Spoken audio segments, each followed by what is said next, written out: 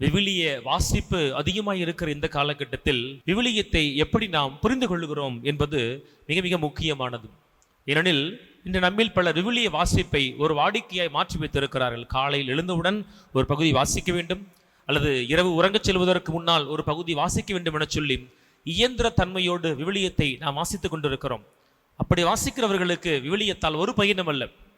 நாம் ஒரு நாளைக்கு ஒரு அதிகாரம் அல்ல, ஒரு இறைவசனத்தை தேர்ந்தெடுத்தாலும் அந்த இறைவசனத்தினுடைய பின்னணி என்பது என்ன, எந்த சூழலில் அந்த வார்த்தை எழுதப்பட்டது என்பதை நாம் சற்று ஆழமாய் சென்று வாசித்தோம் என சொன்னால் இறை வார்த்தை நமக்கு கொடுக்கிற அர்த்தங்கள் புதிது புதிதாக இருக்கும், அது இன்னும் ஆழமாய் இருக்கும். ஆகவே விவிலிய வாசிப்பு என்பதை கடந்து விவிலியத்தை ஆழமாய் பொருள் புரிந்து கொள்கிற நிலைக்கு நாம் செல்ல வேண்டும்.